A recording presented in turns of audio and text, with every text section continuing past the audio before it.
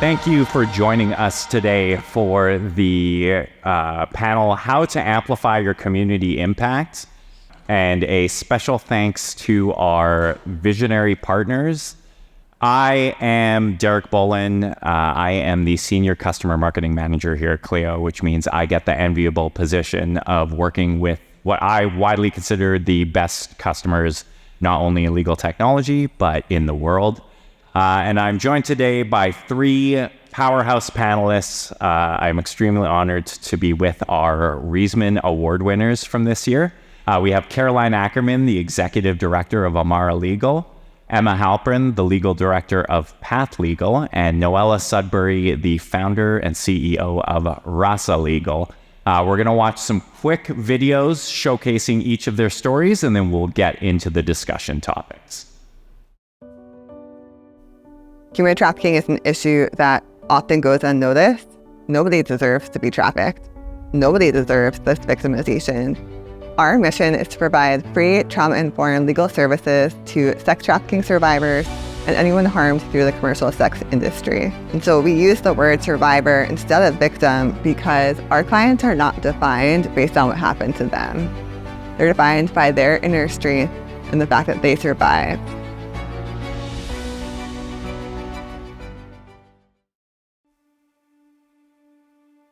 When you fall through the cracks of every other social safety net that we have in this country, you land in the criminal justice system. And once that happens, you end up incarcerated without any other resources or supports available to help you to move forward in your life.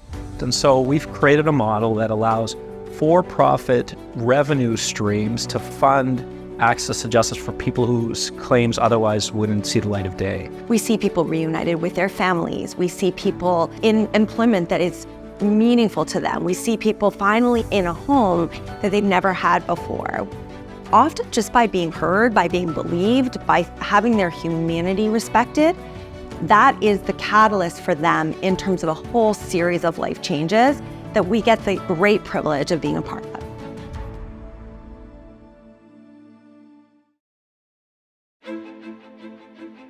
1 in 3 Americans have some type of misdemeanor or felony record. It can make it difficult to find a job, to find housing, to vote. 20 to 30 million Americans have the type of record that would be eligible for expungement, but less than 10% of those people have made it through the legal process. This isn't justice, this isn't fair.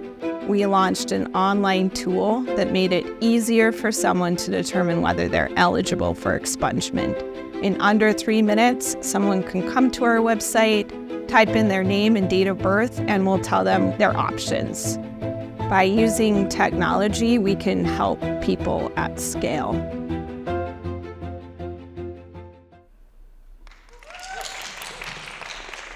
Amazing. Thank you all so much. Something that kind of became apparent to me as I've gotten to know each of you and your stories and the work that you do is that you each focused on a very core legal problem or niche legal problem that has a huge impact, but isn't maybe the most obvious choice when someone is selecting a legal career. I would love to know what brought you to this place, what focused you on the particular problem you're solving, and Emma, we can start with you. Thanks. Yeah, so I started it off a little bit in the video, but about 13 years ago, I stepped foot into a prison in Canada for the first time. And, you know, one of the things about Canada is that we often hide away all of the sort of horrors that exist in our country. We don't like to talk about it. We don't like to put it out there. And so there was a real lack of awareness of what was happening behind prison bars. And I went in as a volunteer. I was monitoring conditions of confinement, which meant looking at the human rights violations that were happening behind the bars. And I was a young lawyer at the time and took this on as a volunteer job. And from that first moment when I stepped foot inside, it blew me away to know that what was happening behind those bars was happening in what I thought of as a sort of progressive democratic country. And from there, you know, things like working with women who were shackled, giving birth, things like people spending days and days and days in solitary confinement without access to any kind of legal counsel. People years and years past their parole eligibility, again, without having any access to counsel. And so there were two things that were happening. There was the invisibility of these issues, the fact that they were happening behind the bars, the fact that nobody knew what was going on and there wasn't transparency to the public, was one massive issue we saw. But then the second piece was a complete lack of legal services. And so there are no lawyers that work in that area. I went to law school in my community. Prison law never came up. And so it was this sort of combo of the level of human rights violations that were happening sort of with the lack of the rule of law, the lack of legal services, that sort of lit a fire under me. And I knew this was something I was going to have to spend my life dedicating my life to. Caroline, we missed a little bit of your video. Maybe you can tell the people in the crowd what you do and explain why you got into that line of work. Of course, the Amara Legal Center provides free trauma-informed legal services to sex trafficking survivors and anyone harmed through the commercial sex industry in the DC metro area. And we were founded back in 2013 by a group of law students, lawyers, social workers, community members who recognized that when survivors leave a trafficking situation, that's not the end of the victimization, that there are a lot of legal issues that survivors face. And it's not just the type of legal issues, the numbers. So one survivor can come to us with 2 custody cases. So one case where the child's father is the trafficker, another case where the father is an ex-partner who is also abusive. In addition to those complicated, emotionally tumultuous custody cases, clients could also be facing criminal charges as a result of a prostitution arrest during the trafficking victimization. Many of our clients come to us with over 20 convictions and arrests from multiple jurisdictions that we can help them expunge and vacate if it was a result of their victimization. At the same time, that same person could be seeking a civil protection order. They could also be seeking victim and advocacy, filing criminal charges against the trafficker and needing advocacy because the investigation has stalled. And so that's where we step in to negotiate with the prosecutor or the investigator to make sure that the case is taken seriously. But basically, we saw that survivors face all of these issues at once, and there was really no one-stop shop for survivors to get free legal services, and most survivors couldn't afford free legal services, and that's why Amara was founded. And Noella, you work on criminal record expungement. What brought you to focus on that area? Yeah, so I started my career back in 2009 as a public defender, and I think from that experience very quickly became passionate about criminal justice reform. I felt like I was a lawyer working in a very broken system that was not treating the real reasons why people were in the justice system, which from my perspective were substance use, mental health, poverty. And then I would see some of my clients do the hard work to get themselves well and out of the justice system, and then just run into a brick wall when they try to rent an apartment or get a job or support their families. So as a public defender, did some pro bono work on expungement, but really the scale of this problem didn't come to my attention until I was working in policy for the Salt Lake County mayor.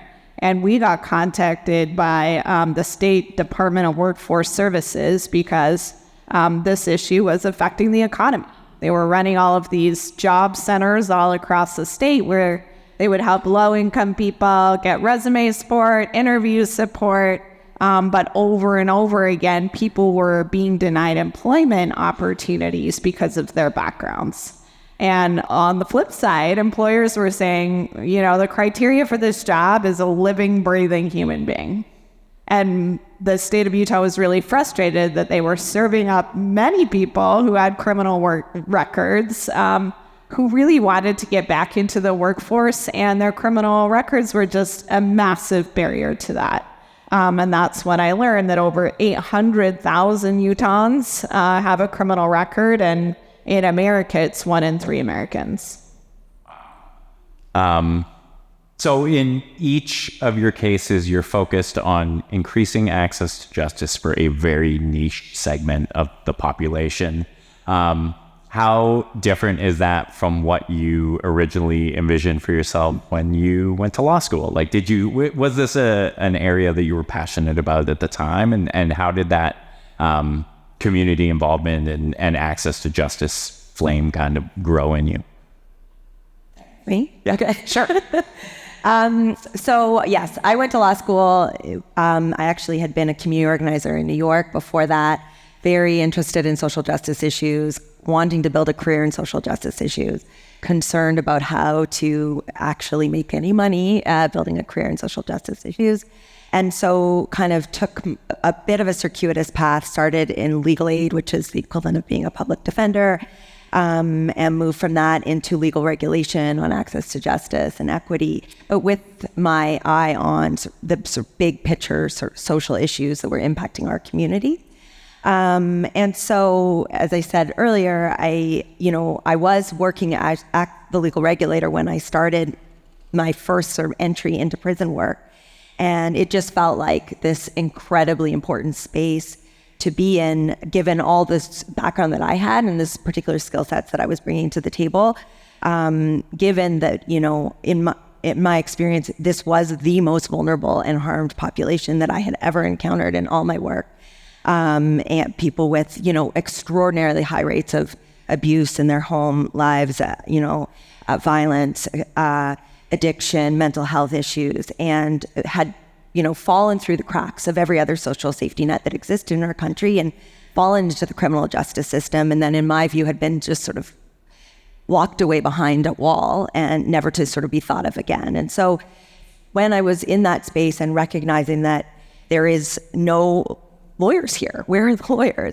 It sort of raised in me both an opportunity to start building something where there might be a business, some business possibilities, because no one was doing this work, but also meeting the needs of the most vulnerable people. So for me, that was a real marriage of, access to justice in its best form was this idea of, taking care of the most vulnerable in our society, but also filling this gap and creating a business that could work and that was sustainable. Seems like the perception is once they're incarcerated, a lot of people view that as the end of the legal journey, right? Right.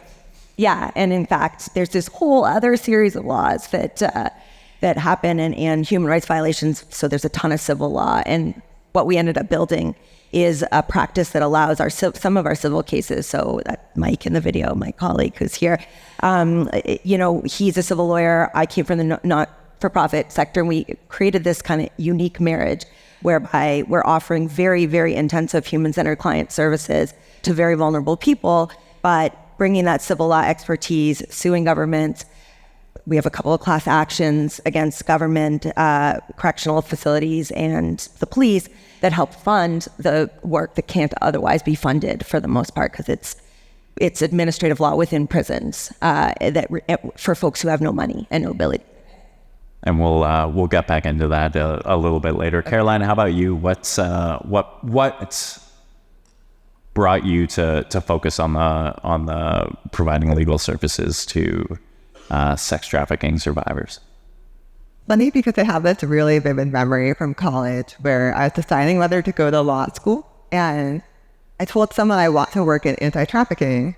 They said, well, you don't have to go to law school to do that.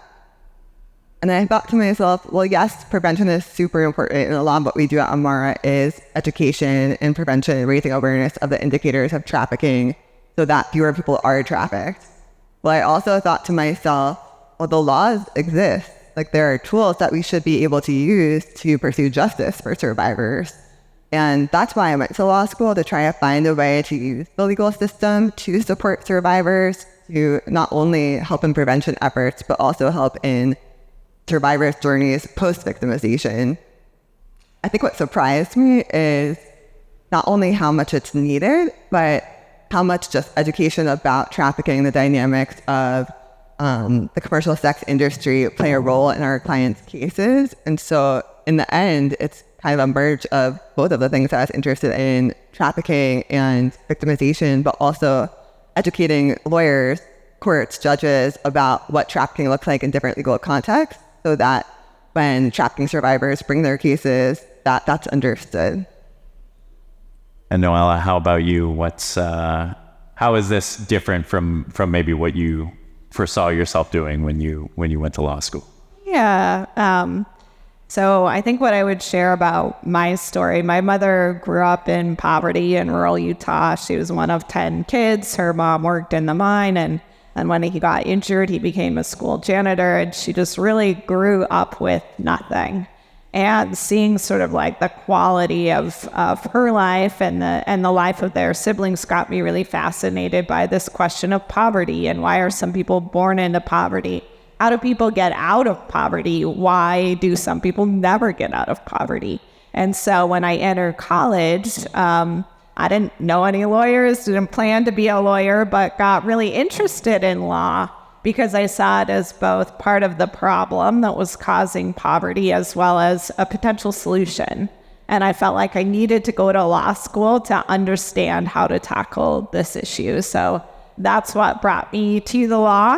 Never imagined that I would start an early stage startup, but I think kind of combine that passion for wanting to solve poverty with all of the amazing things I was learning about tech, and just feeling like I was growing up in a profession where tech was so far behind, but it was such an opportunity to be able to reach people at scale. That's a great segue. Let's maybe talk about how tech is enabling each of you to maximize your impact and be able to serve as many clients and accomplish as much as possible. Yeah. So for us, we came from very, very humble beginnings. It was like me off the side of my desk. I finally got a little funding for a part-time lawyer, used tons of law students. I can say that without a team, an army of law students, I wouldn't have been able to do this work or grow this firm to be anything at all. And we were like heavily paper-based, like no tech. But, big file, full cabinets in our basement. It was not pretty. And sort of just scraping by. And then when I met Mike and we started kind of coming up with the concept of Path Legal, that was born only a year ago. So we're only a year old. But it was actually Clio came into our life right at that very same time. And so I sort of think that we've grown up with Clio and learned with Clio to be able to, maximize what we offer. We have a unique population in that most of our clients don't have any access to tech because they're incarcerated. So they can't even Google or even text or use a phone. But where it's really made all the difference for us has been in managing things. And we have a massive intake volume. And so we've been using Clio specifically to handle the calls that we have coming in, because we are filling this access to justice gap, and we're the only ones in a very large region that do this work. And so it's where we're finding tech probably to be the most advantageous for us is in organizing intakes and figuring out what we're taking and what we're not, and kind of using Clio Grow in that way. Being able to stay focused. Exactly. Caroline, how about, and I was going to say you don't have to mention Clio, but I won't dock you points if you. I'll get on my Clio soapbox. We use Clio really for data collection. So trafficking, there really isn't great data on it nationally, locally, legal issues, the type of trafficking that happens. So we use Clio to collect data on our clients' experiences about trafficking. So we have a really complicated intake form on their demographics, the age when they were first trafficked, the type of trafficking, all their different legal issues. And that data is really useful in terms of trying to combat trafficking in general, but also as a nonprofit, we rely on donations and grants. And so we have to do a lot of grant reports, and Clio enables us to really conceptualize the impact that we're having on our clients and the strong need for survivors who need legal services. And I'd also say that Clio puts us in a spot where we can address our clients, all of our clients' needs, so not just their legal needs, but our intake form addresses a safety plan with them. It addresses, do they have safe housing? Do they need a housing referral? Do they have food? Do they need a food bank referral? Do they need mental health services? We'll provide a referral. And that's something that we track the whole time, so that when they start a legal case, it's not just their legal file, okay, you're getting a civil protection order, that's it. Clio is really our centralized database for storing everything about the client to make sure that none of their needs fall through the cracks. And Noella, I know in your case, you don't specifically have to talk about Clio, but I'm very curious about how you landed on tech as the way to basically mass market your services and be able to get it in front of as many people as possible. Yeah, tech is really the gateway to our services and pretty central to what we do when you're trying to provide affordable legal services to people. You have to automate processes, workflows. You need to be able to use tech to do everything that you possibly can to keep prices low. But where the solution came from was really from a lot of the clinic work, which Holly and I were doing in the community, and just how long it was taking lawyers to analyze whether someone was eligible to clear their record. We would hold these community clinics where hundreds of people would come, but downloading all of those records, seeing what they were, and trying to analyze someone's eligibility was taking 30 to 45 minutes per person. And I just started thinking there's just got to be an easier way than interacting with these court dockets, and learned that we could get that data in a different format. Met some really talented people in software who just taught me a lot about what coding and software could do. And so our software is powered by all of the court and corrections records themselves, which allows the question of eligibility for expungement to be instant. We can give a user real-time information about their record, and in terms of the impact that can have. Our statewide legal services agency can serve about 400 people a year, and we've just passed 10,000 just a little over a year. And so to be able to use technology to reach people from their mobile phone, wherever they are in rural areas where maybe there's no lawyers at all, our goal was just to be as accessible as possible. And so we asked justice involved people at our clinics how they would like to access our services. And they said, will you please make it mobile friendly? Because I don't have a computer, I don't have a printer. Make it cheap or free, and put it into my hands wherever I live, because I don't want to have to drive 3 or 4 hours to a clinic to meet with a lawyer. And I just felt like that was something that we could do. And you did. It is unbelievable how fast that time passed. We are almost at the end of our session here. I would like to ask all of you, for the people in the audience who have a really important social issue or legal issue that they want to focus on and solve, and start, allotting resources towards, what's the best piece of advice you could give them from your journey? So for me, I think it would be, don't be afraid, innovate, follow your gut, find really solid partnerships. Community is about building community is actually about building community. And so that means, like, for our folks, they need so many things beyond legal services. And it's been invaluable for us that we've been able to partner with therapists and partner with people who offer programs in housing, and partner, widely in the community. So it's almost like we are building community through our legal work, which is a slightly different look at the way to do legal work. That's at the center. It's a human-centered model of legal work. I love that. I was going to say something so similar. I think partnership building is just really fundamental. A lot of our client referrals are from trafficking-specific service providers in the District of Columbia who they have identified the survivor. They see that they have a legal issue and they refer them to us. And so we work very closely when we have a question about a trafficking survivor or one of their needs, and we ask them, because they're the social service providers that are working closely with those survivors on the day-to-day needs that they have. And so I think just deferring and respecting other expertise and obtaining as much expertise as possible from other people who are doing the work on the day-to-day is really helpful. I would echo what they said about partnerships, but would also say talk to your users about what their legal problem is. Just try to learn as much as possible about that person's experience as they're making their way through the legal system, because I think often lawyers approach problems as lawyers do, but that's just one perspective, and that perspective is important.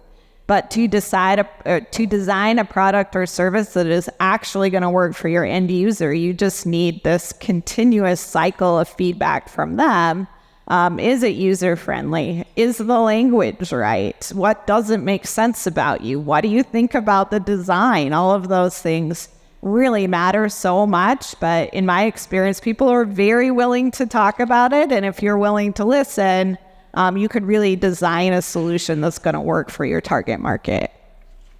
Love when we have consensus on the panel. There's no arguments going on here. I cannot thank each of you enough. We are truly so honored and grateful to count you as customers and to be able to at least be playing a small part in the work you're doing. So thank you to the attendees. I hope you enjoyed this session today. If you would like to learn more about our Reisman Awards programs or learn more about our winners, you can visit clio.com/thereismans. Another special thanks to our visionary partners for the Clio Cloud Conference today.